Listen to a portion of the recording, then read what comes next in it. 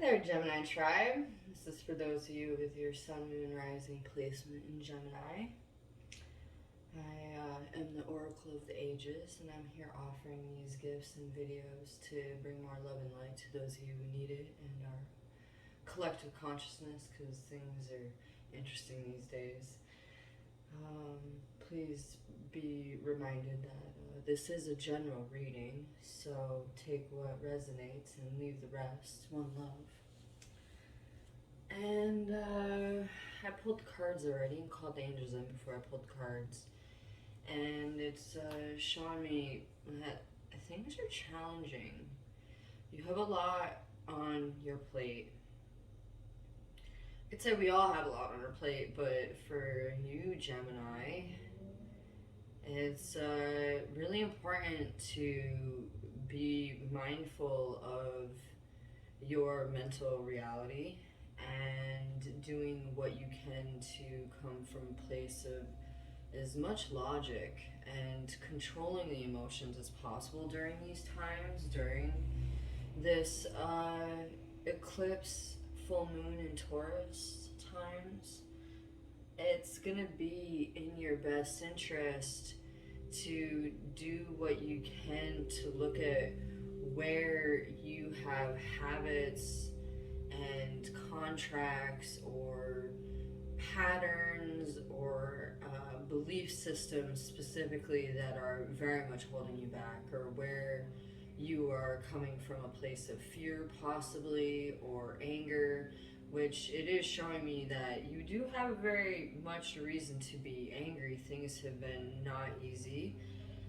Seems like you guys get the most most crap when it comes to the zodiac, at least in my reality. There's always shit posts about Gemini, but that's not really the case. It's just you guys are complicated creatures, and mentally it's very important to stay grounded, and your communication with yourself is first and foremost important, and you are coming from a place of actually letting go of personality traits that aren't serving you, like dropping away of the masks that aren't really fitting you anymore.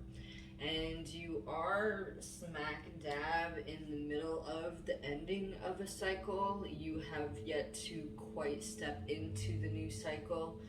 You are in this place of looking at what sacred union and relationship really means to you. And this is not just in sex and relationship with like a lover. This is also about business, partnerships, as well, family. What it really means to be in your place and the roles that you choose to be a part of, and then who you choose to play those roles with and what their roles are. There's a big shift happening where you're going to really see what's working and what's not working, and there's not much that you have to be concerned about when it comes to, I feel, the support around you. That there is support through these trying and difficult times, because it's very clear you are going through something very difficult. I would dare say a lot of the Gemini tribe is not getting good sleep, is dealing with a lot of anxiety, and is just wanting to just take off and take a break and be like, I don't want to be a part of this right now. I'm not saying that that's for all of you, but that is for a good amount of people I'm picking up on with the Gemini placement. Now, it is also showing that there is old soul connections on the table that are actually in your benefit, and you are reconsidering your relationships and the way that you interact with some of these soul connections. Some of these people are your tribe, some of these people are past life connections that do need to get let go of and cleared. But at the end of the day, there is a lot of love that you have to bring to the table, and it's also what you are receiving from a good majority of the people around you. This is the positive, despite some of the challenges that are present. Now, it is also saying that for you to speak your truth over these next few months going into the new year is going to be in your best interest. That the more you can speak your truth and just be honest with yourself, the easier it's going to be able, or easier it is for you to be able to actually move through some of the obstacles and be able to have the grounding and the clarity to be able to move forward. Um, there is definitely also the vibration that this full moon is going to be bringing abrupt digression to things in your life. There is going to be some sort of letting go mourning process that cannot be avoided, looked at. It's just there. It's like you got to call the elephant in the room. When I look at this, even though there is this abrupt digression, there is also the taking off of things that are actually very fertile. And what's really beautiful at the center of everything, I'm going to give a little detail with the card that you pulled here, because a lot of stuff is looking pretty intense, if you can tell with the cards that I pulled up.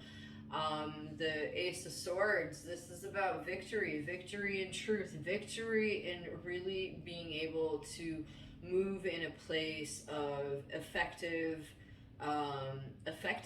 effective communication, effective action, effective choices, actual effective perception, being clear-sighted.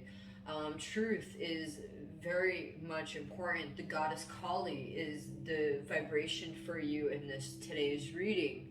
Kali can help you move through these more challenging and rigorous situations swiftly, and maybe with a little bit of bumpiness, but it looks already pretty bumpy, so I don't think there's any harm in calling in Kali.